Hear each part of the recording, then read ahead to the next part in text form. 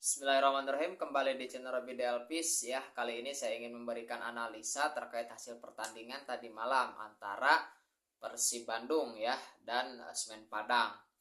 Nah, ini menjadi satu catatan menarik, pertama bagi Persib Bandung, yang kedua adalah bagi Liga Indonesia. Bagaimanapun kalau kita lihat dari skor dari klasemen yang ada, Liga Indonesia sangat atau cukup kompetitif ya. Cukup kompetitif antara satu pertandingan dengan pertandingan yang lain itu kan saling menentukan gitu. Artinya tidak ada satupun tim yang di zona nyaman. Di zona nyaman dalam pengertian mereka melesat sendiri misalnya.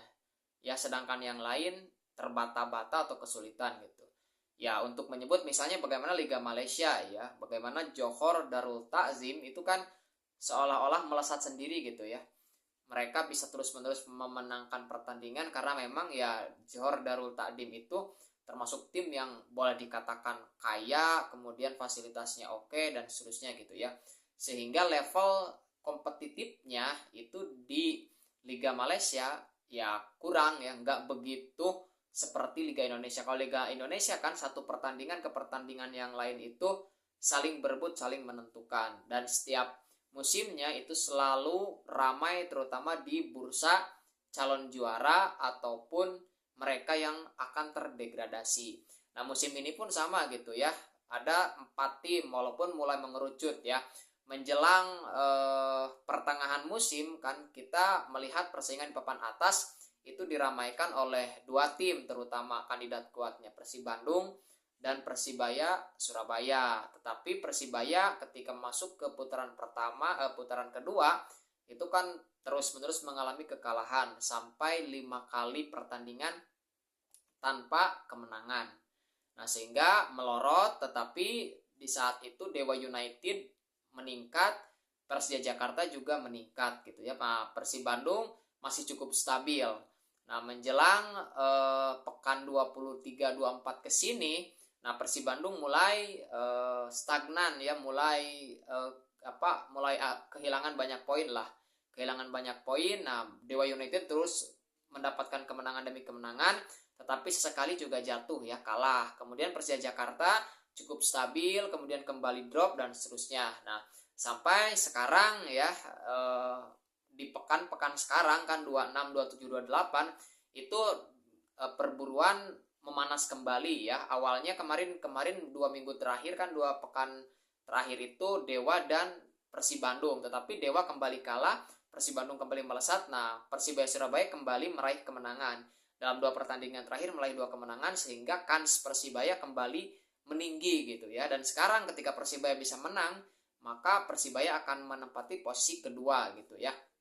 Jadi selalu seperti itu hampir setiap musimnya di Liga 1 Indonesia level kompetitif. Dan kalau kita lihat dari segi poin, baik di papan atas termasuk juga di papan tengah, itu terus-menerus terjadi perubahan karena selisihnya 3 poin, 6 poin, tidak ada yang jauh gitu ya. Demikian juga yang terjadi di papan bawah gitu kan.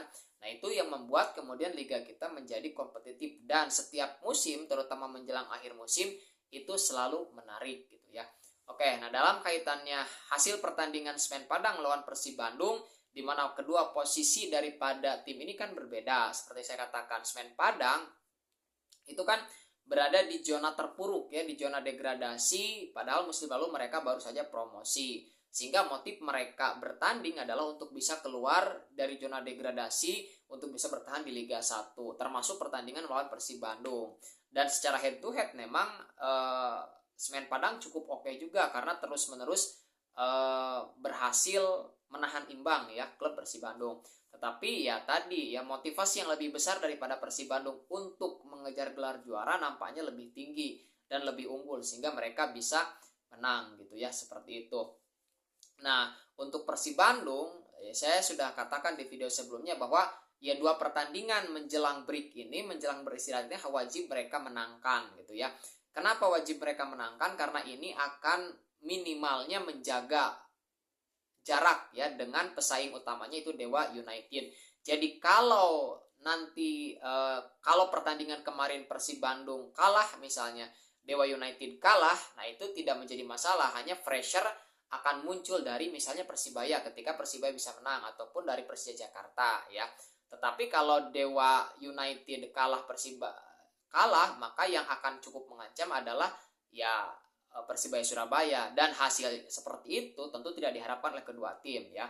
Nah, kemudian ketika Persib katakanlah kalah, nah itu yang akan memberikan pressure, memberikan tekanan yang sangat tinggi kepada pasukan Bojan Hodak. Kenapa? Ketika mereka kalah, kemudian Dewa United menang atau Persibaya menang, memang liga semakin menarik ya, orang akan semakin melihat karena poinnya kalau Dewa United menang, maka kemudian Persib tadi malam kalah, kemudian Persibaya kembali menang, nah maka selisih poinnya dengan Dewa United hanya dua poin ya. Dengan Persibaya nanti akan menjadi 3 poin ya, atau 4 poin gitu kan, seperti itu. Nah itu kan akan semakin akan semakin seru. Nah untungnya bagi Persib Bandung nih, untuk Persib Bandung mereka justru menang sehingga mereka bisa melesat dengan 57 poin, dan pada saat yang sama Dewa United kalah. Nah ini yang menjadi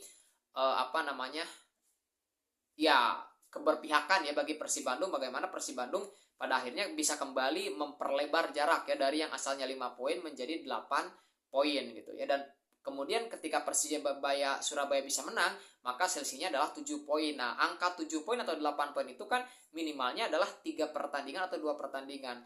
Artinya kalau Persibaya menang, mereka akan menempati posisi kedua dengan 50 poin. Kalau jaraknya 7 poin, berarti ketika Persib Bandung 2 kali kalah pun, ini amit-amit tidak diharapkan tuh oleh Bobotoh, maka tetap klasemen akan kokoh. Jadi dalam 2 pekan ke depan Persib Bandung tetap dipastikan akan memuncaki klasemen gitu ya. Hanya saja ini kan bukan waktunya berleha-leha. Nah, tetapi kredit poinnya adalah ketika Persib Bandung bisa memenangkan pertandingan dan pada saat yang sama Dewa United kalah, atau misalnya nanti Persibaya kalah, maka Persib Bandung benar-benar bisa menikmati masa liburnya ya dengan tanpa tekanan ya. Yang akan membuat tekanan itu ketika Persib kalah, Dewa menang, nah Persibaya menang, nah itu sungguh Persib tidak bisa menikmati liburnya ya, libur karena ada FIFA Matchday ataupun libur karena Lebaran. Tetapi dengan kondisi saat ini jelas Persib Bandung bisa menghirup udara segar ya. Mereka bisa berlibur kemudian untuk menyiapkan tenaga menyongsong 7 pertandingan terakhir. Dan ini akan semakin menarik nih. Ketika Dewa misalnya mengalami kekalahan atau kembali seri, atau Persibaya mengalami kekalahan atau seri, maka kemungkinan Persib Bandung akan lebih cepat meraih gelar juaranya. Tapi kalau menang, Persib Bandung sebetulnya butuh 5 kemenangan lagi tanpa melihat hasil apapun ke tim lain, 5 atau 6 kemenangan gitu ya. Artinya kalau mereka bisa menyapu bersih sampai pekan ke-32, nah maka di pekan ke-32 Persib memastikan diri sebagai juaranya ya. Nah, kita lihat seperti apa. Jadi yang terpenting utama jika Persib ingin jadi juara adalah mereka harus memenangkan pertandingan. 5 pertandingan harus sapu bersih ya, tanpa melihat tim lain gitu ya. Nah, kecuali memang tim lain juga performanya meningkat gitu, maka itu harus hati-hati ya Persib Bandung. Seperti itu ya. Jadi apa yang bisa saya simpulkan pada kesempatan kali ini, pertama liga kita adalah kompetitif gitu, sehingga selalu menarik gitu di dalam perburuan juara ataupun di dalam mereka yang akan terdegradasi. Yang kedua, dengan kemenangan tadi malam Persib Bandung bisa benar-benar menikmati libur mereka ya. Jadi libur panjang, libur lebaran, kemudian libur break itu bisa dimanfaatkan oleh pemain Persib Bandung untuk menikmatinya, untuk kembali menyiapkan performa di laga selanjutnya.